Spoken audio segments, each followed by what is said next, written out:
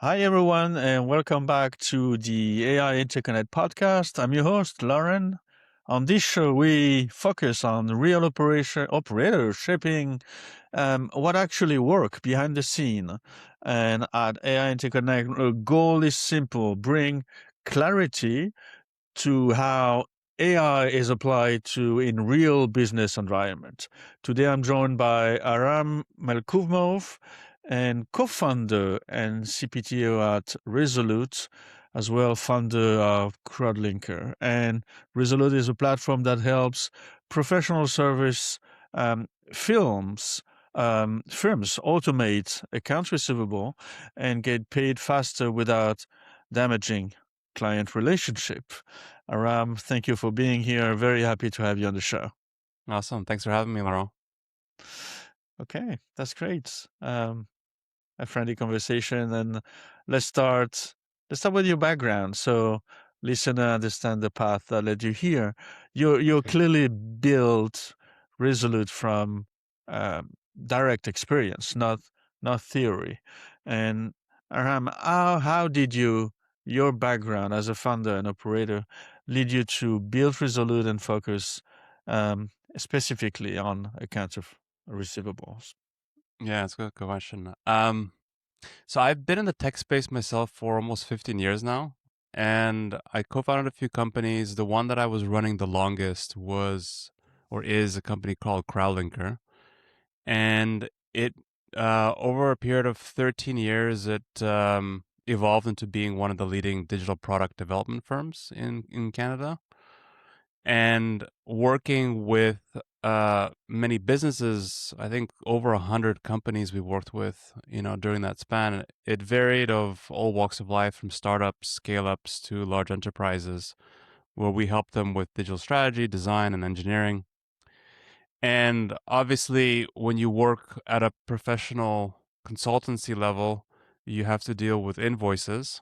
Um, and with a lot of our clients, depending on what we agreed on in terms of the contracts, we had different net terms. Sometimes we get paid up front, for some of the milestones. Sometimes it's net 15, 30, 45, and we've even had up to net 60 days.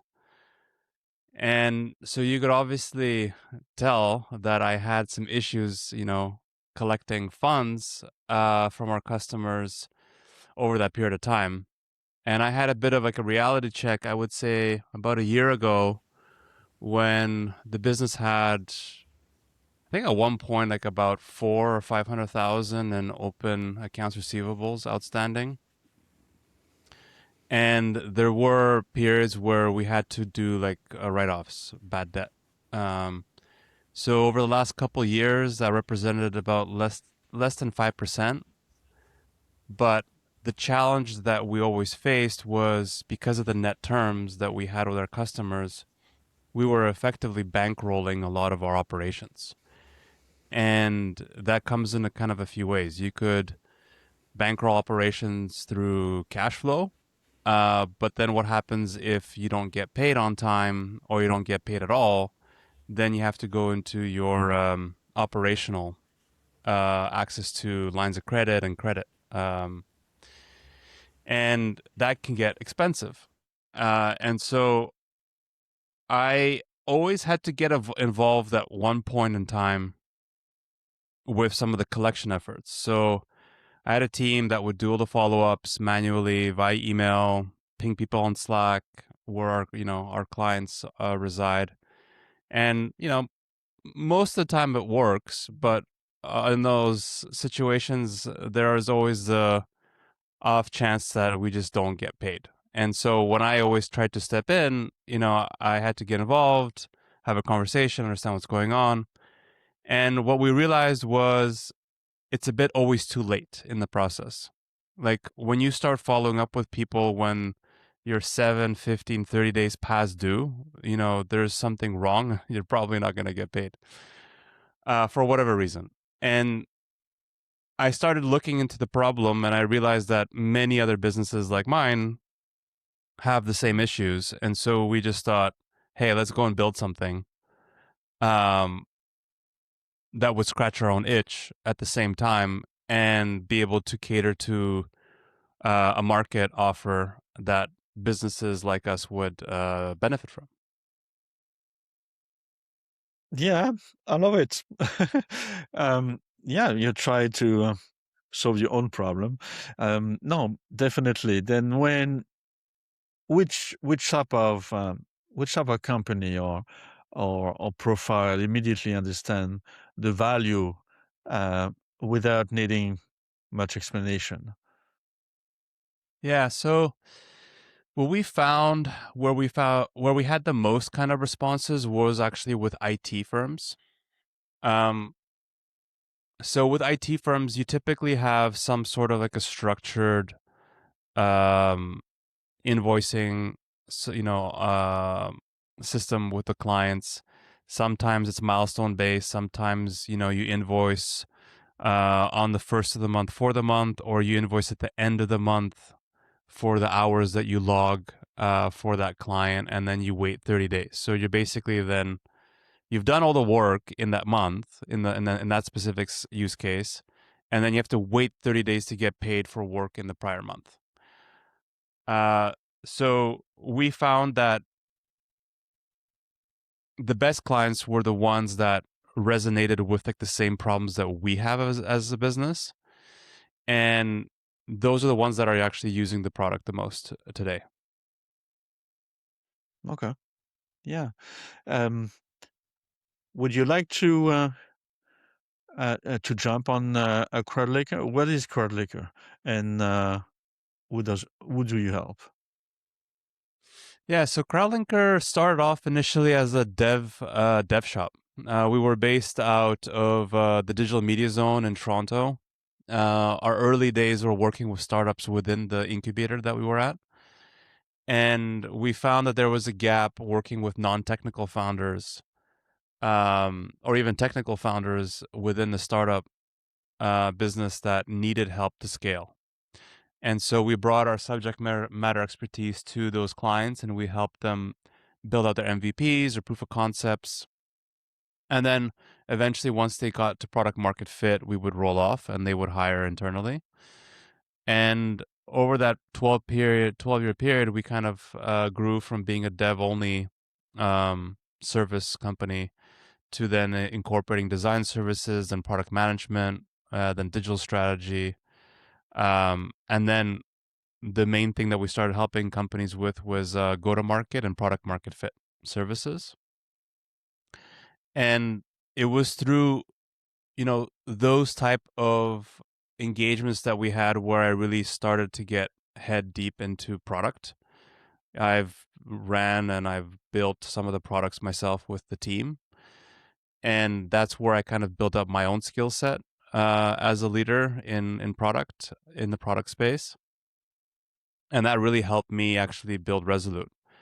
Everything that exists today was through the help of AI, and vibe coding was built from the ground up by me and the team. I focus primarily on the front end experiences based on what I think would work with my experience running a professional service company and building product over the years. And then the team helped me with a lot of the back end, like integrations with things like QuickBooks Online and other types of solutions that we have put into the platform. I love it. Okay, then the two of them are related a little bit. Then um, early stage SaaS in a finance layer means you are dealing with both a product complexity and trust. And right now, what feels like the hardest part of building and scaling Resolute? Yeah, it's a great question. Honestly, it's something I've been pounding my head on my desk for the last year. Transparently, we've had our fair share of learnings. When we initially kind of were working on the product and launched it, we thought that the pain that we saw and that we spoke with our customers about was so great that people would just flock in from day one, like build something, people would come. That doesn't exist, unfortunately. I think anybody who goes on, platforms like LinkedIn and X and talks about how much they've grown and that they've hit already 1 million ARR in 3 days or whatever, it's just a bunch of bullshit. Um, the hard part is actually trying to get, especially in a fintech product like Resolute, there's a trust barrier. And I'll explain what I mean by that. Accounts receivable is a very closely guarded activity for a business, because if you screw up or mess up any part of any of the interaction that you have with your end customers, it it could affect that relationship with the customer. So the way that you approach every aspect from a reminder perspective, a follow up perspective, the tone, the cadence, um, basically everything has to be really flawlessly executed.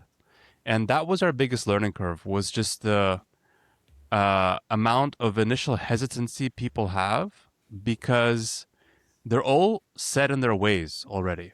Uh, the majority of the businesses that we've interviewed and spoken to are all unfortunately still living in the Stone Age with their accounts receivable process. They all run manual processes.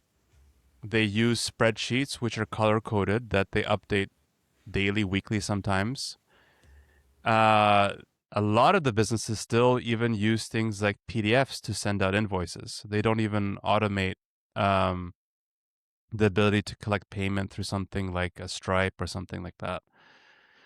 Uh, so there's like different buckets of customers. There's ones that are running super analog, and then there's ones that are, have some newer processes, but are still like hesitant on going headfirst into like a fully automated type of solution. So they take baby steps, and it's those kind of baby steps which is the part that on our end is a bit frustrating, because it's like, okay, like this is like moving fast.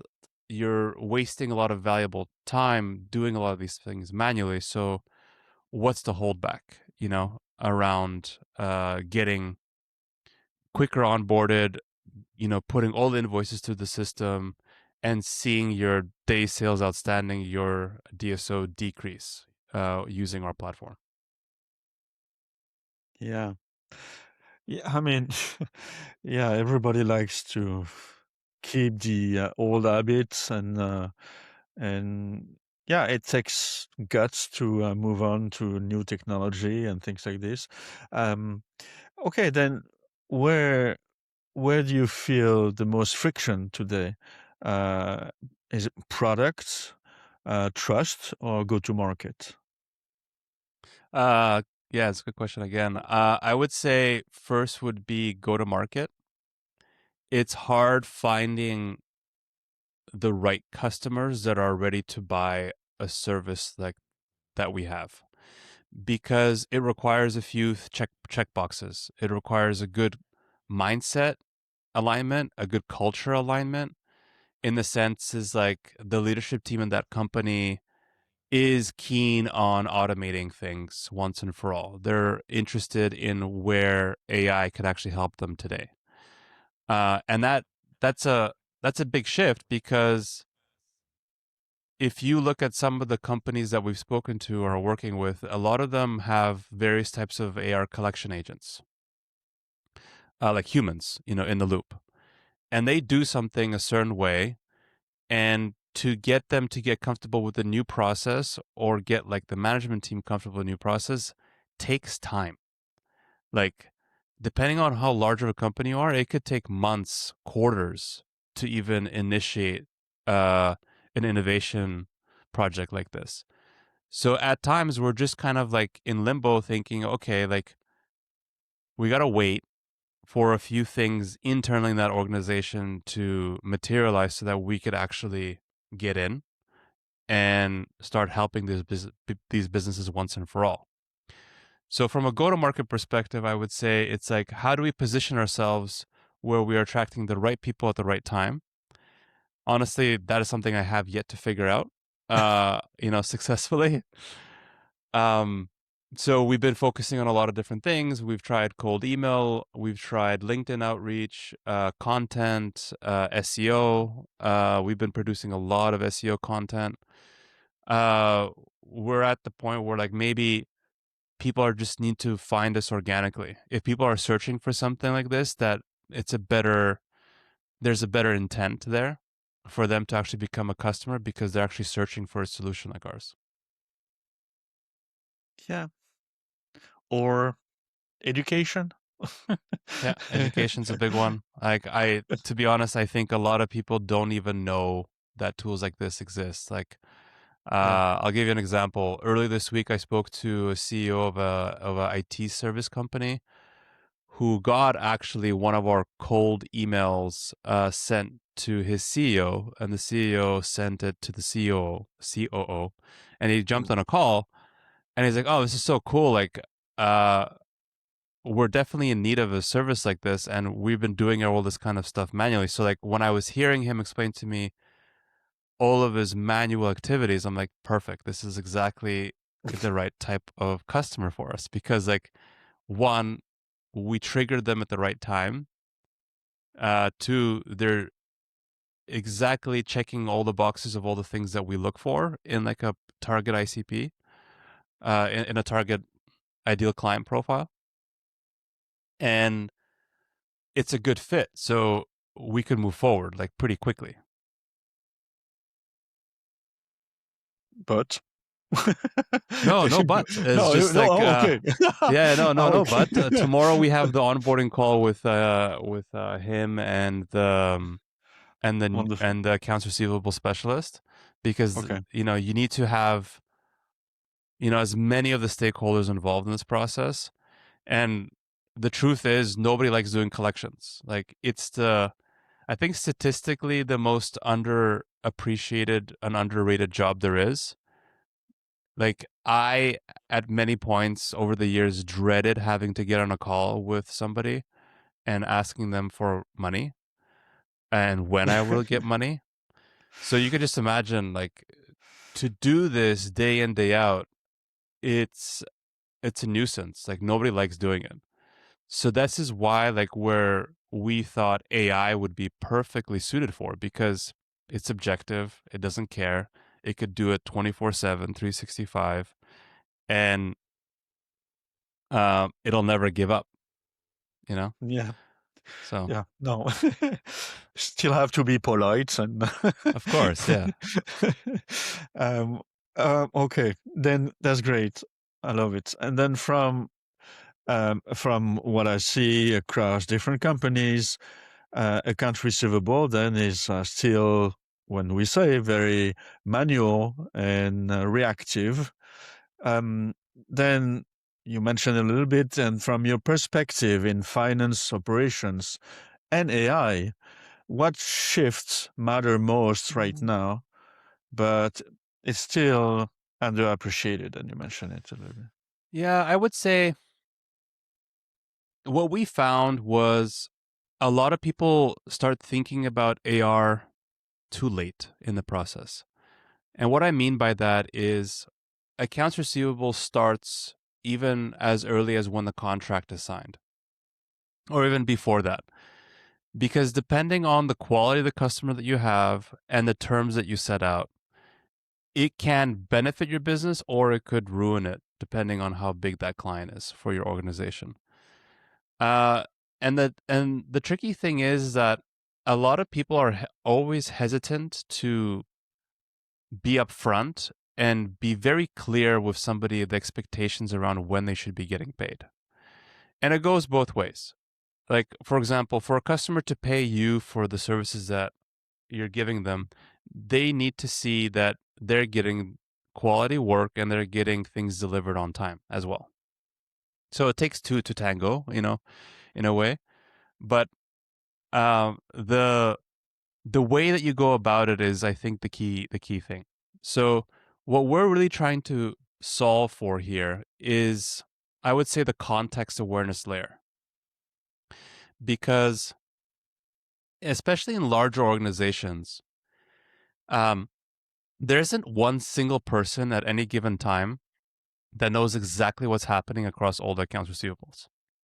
If you're doing like 400 to 2,000 invoices a month as a business, you get lost. Like you can't keep track of every single relationship or the reasoning why something's not being collected on time, or did we deliver the work as expected? And those things typically only surface too late. And that's statistically when you have the most chance of not getting paid and it becoming a write-off.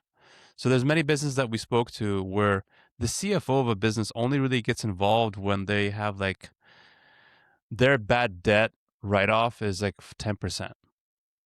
So if you think of that, if you're doing like 100 million a year in turnover, if you have 10% that's bad debt, that's $10 million. That's a huge amount of money. And for some businesses, for some odd reason, which blows my mind to this day, they're okay with that. They'd rather focus the energy on other aspects. So the baton sometimes gets passed from the CFO to like the VP of finance or the director of finance. And then that gets passed on to the collection, specialist to go and, figure things out and to collect. So what we're trying to basically do is connect the dots for the business. We look at a few different system level integrations. One is the accounting system, obviously, like a QuickBooks, a Wave, a NetSuite. And then there's the email layer, which is typically the two largest players are Google Workspace and Microsoft. And then the third one is your CRM. So like HubSpot and Salesforce. So if we could connect those three systems into our platform, then we can very quickly start training and learning the communications, the contract situations, what was committed to, what's been communicated based on various stakeholders, by looking at emails that people are connecting to our platform. And that gives us a lot more familiarity and contextual awareness than any human can. And based off of that, we can orchestrate the right approach and process to take in order to collect successfully and reduce risk, because it all comes down to reducing risk.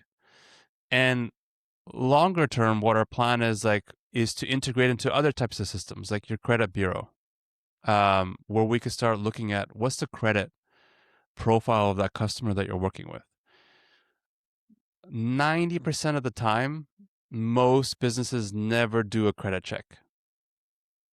They start working with a customer, everything checks out, but if that customer has bad credit, what does that mean for you as, the service provider? Most likely you're going to have issues collecting. And if you know these type of things ahead of time, those could be all great negotiating tactics for you to work out on the contract detail side, so that you have more coverage and your risk appetite becomes lower.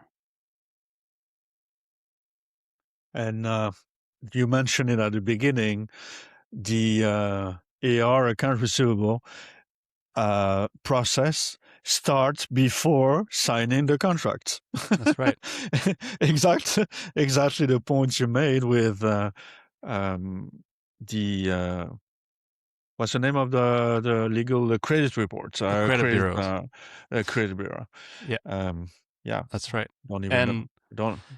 I don't know where it is in Spain, but yeah, actually, I don't know what I think I came across some. So we, what's interesting with like markets is we're focusing predominantly on the US and Canadian markets initially, because one, I would say they're fastest to adopt some new technologies. But in Spain or in other European countries, like things are still in the Stone Age for a lot of stuff. So we're definitely really keen on trying to get into this market sooner rather than later, because the problem is universal. Irrespective of languages or regulations, accounts receivable is the lifeline of any business. No matter if you're a SaaS company or you're a professional service company, you're a consumer service provider, anything, your ability to be able to collect money on time is so mission critical.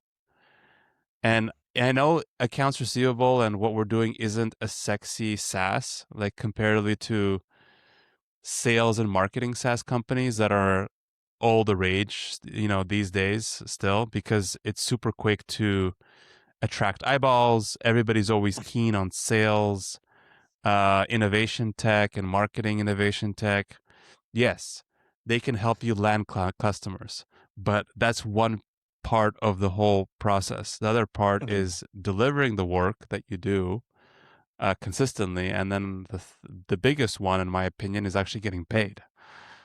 Yeah, definitely, definitely. Um, I mean, I have so many things I would love to say, but okay, that you're building something that could evolve into, I mean, it is already a deeper finance layer, definitely. As you say, it's one of the most important layer, getting paid. Um, looking ahead, 12 to 18 months. What does success realistically look like for Resolute? Yeah, it's a great question. If I was to say looking out 12 to 18 months, I would love to be at a point where we're between 20 to 30,000 in monthly recurring revenue, very little churn, high retention. Because the beauty about this type of business is like once you lock in a customer, like, and you Yeah, give them the value, like it's not like they're gonna jump ship all the time. It's not like other sales and marketing SaaS products. You just keep hopping around until something's cheaper or better. Um, so I would say we have a few things going for us. The key thing I'm really trying to figure out is our distribution.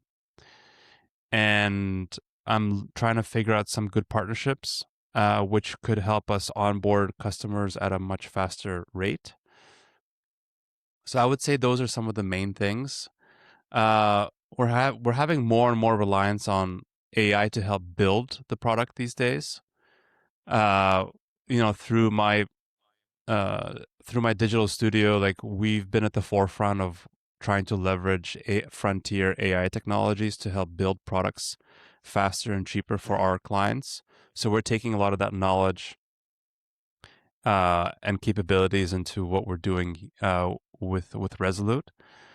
So it'll come to a point where I think you know a lot of the work will be written by AI, and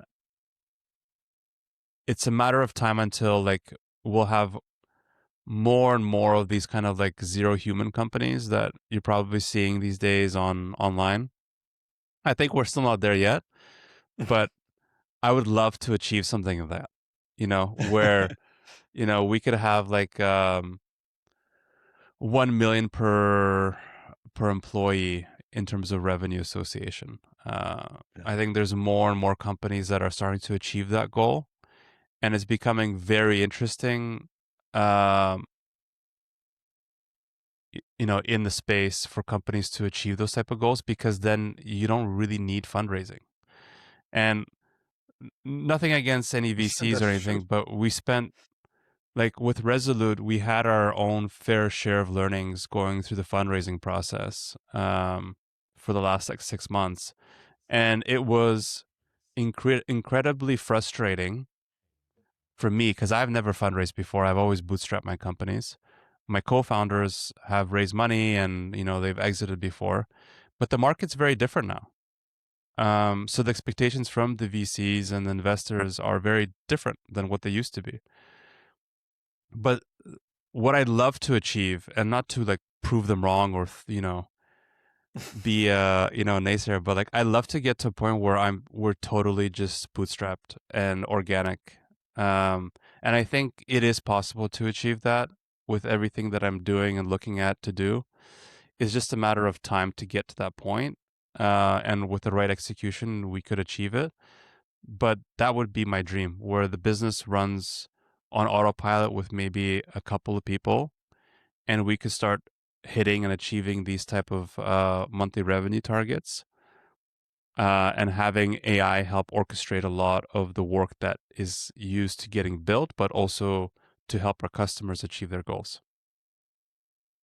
Yeah, as you say, it's we almost there, um, and that's what I do. That's what you do, probably little by little, and yeah, no, that's amazing. Um, I mean, that goes so fast. Um, and what are you um, deliberately choosing not to build or not to focus on right now? So it's interesting you bring up this question, because when I was, as the CPO, when I was building out the roadmap and the ideas of what we need to do, we're like, oh, this would be so cool. This would be so cool. We got to add this AI or add this integration to be able to do this.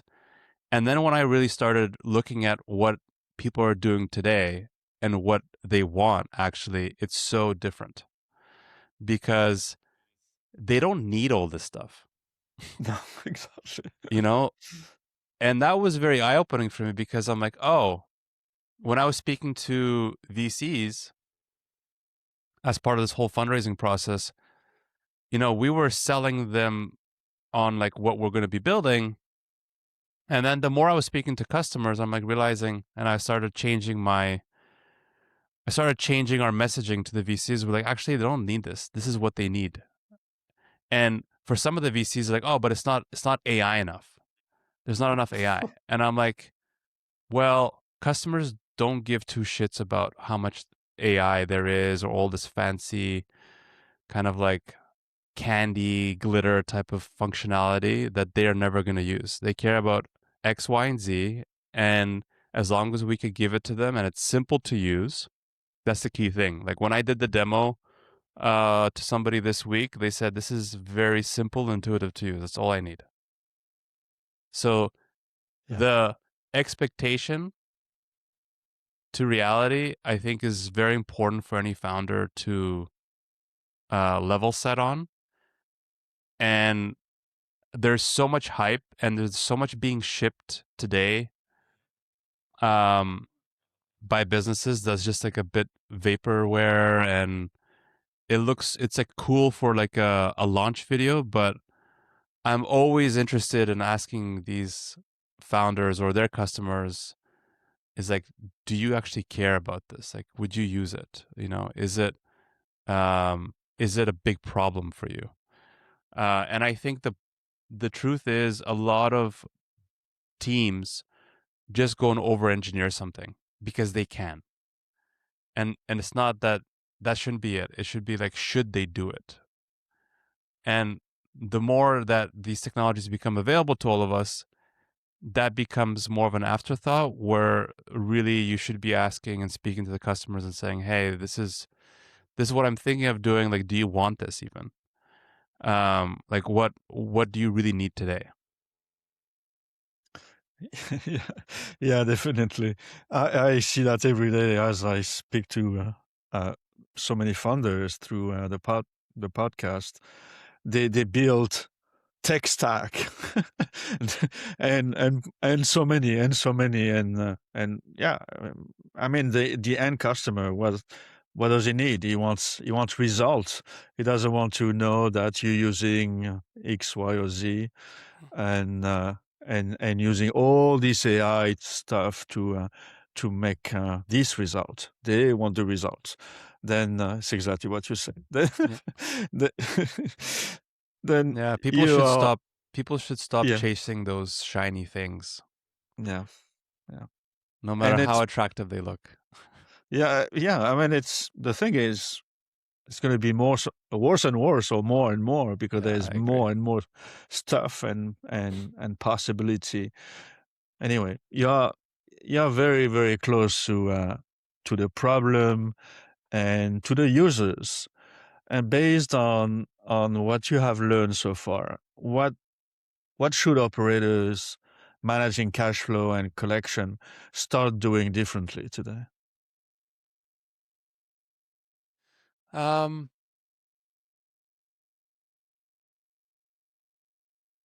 I would say to start off, when you look at your accounts receivable aging report, you should really start looking at why um, you have any customers that are past current.